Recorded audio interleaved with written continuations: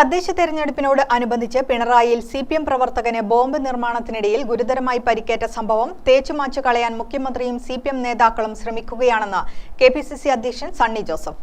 പടക്കം പൊട്ടിയാണ് അപകടമുണ്ടായതെന്ന സിപിഎം ന്യായീകരണമാണ് ഏറ്റവും വലിയ പടക്കമെന്നും സണ്ണി ജോസഫ് പറഞ്ഞു. തദ്ദേശ തെരഞ്ഞെടുപ്പിനോട് അനുബന്ധിച്ച് നടന്നുവരുന്ന അക്രമങ്ങളുടെ തുടർച്ചയാണിത്. അക്രമങ്ങൾ വ്യാപിപ്പിക്കുന്നതിനാണ് ബോംബുകൾ നിർമ്മിക്കുന്നതെന്നും സണ്ണി ജോസഫ് കണ്ണൂരിൽ വാർത്താസമ്മേളനത്തിൽ കുറ്റപ്പെടുത്തി. മുഖ്യമന്ത്രിയുടെ പഞ്ചായത്തിൽ പോലും കോൺഗ്രസ് മുന്നേറ്റമുണ്ടായി. തുടർന്ന് വ്യാപകമായ അക്രമങ്ങളാണ് അരങ്ങേറിയത്. പിണറായിയിൽ വേങ്ങാട് പോയനാടിൽ ജയിച്ച കോൺഗ്രസ് സ്ഥാനാർത്ഥി ഷീനയുടെയും ബന്ധുവിന്റെയും അക്ഷയ കേന്ദ്രം പാർട്ടിക്കാർ ആക്രമിച്ചു. അക്രമങ്ങളെക്കുറിച്ചും ബോംബ് സ്ഫോടനത്തെക്കുറിച്ചും വിശദമായ അന്വേഷണമുണ്ടാകണം. ക്രിമിനൽ സംഘങ്ങളെ ന്യായീകരിക്കുന്ന മുഖ്യമന്ത്രിയുടെ നിലപാടിൽ ശക്തമായ പ്രതിഷേധം അറിയിക്കുന്നതായും കണ്ണൂരിൽ സമാധാനം തകർന്നതിൽ ഹൈക്കോടതി വരെ ആശങ്ക പ്രകടിപ്പിച്ചിട്ടുണ്ടെന്നും സണ്ണി ജോസഫ് പറഞ്ഞു.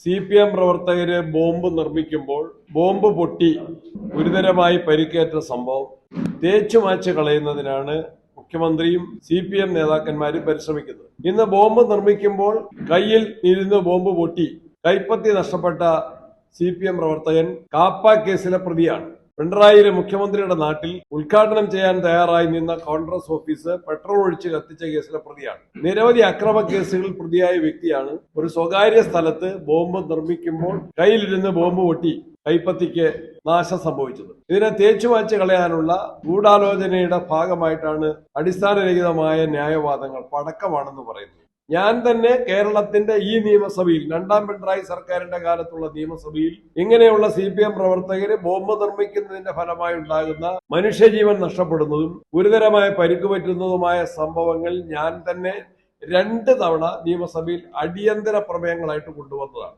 സിപിഎം ബോംബ് നിർമ്മാണം സംബന്ധിച്ച് താൻ 2 തവണ നിയമസഭയിൽ അടിയന്തര പ്രമേയം അവതരിപ്പിച്ചു. തലശ്ശേരിയിലെ ഒരു വീട്ടുവളപ്പിൽ തേങ്ങയാണെന്ന് കരുതി എടുത്ത സാധനം പൊട്ടി ഒരാൾ മരിച്ചു. ചാവശ്ശേരിയിൽ അസം സ്വദേശികളായ ഉപ്പയും മകളും ആക്രി സാധനം പെറുക്കുമ്പോൾ ഉപ്പയും 2 മക്കളിൽ ഒരാളും മരിച്ചു. മൂത്ത മകൻ ഇവരുടെ മൃതദേഹവുമായാണ് അസമിലേക്ക് മടങ്ങിയത്.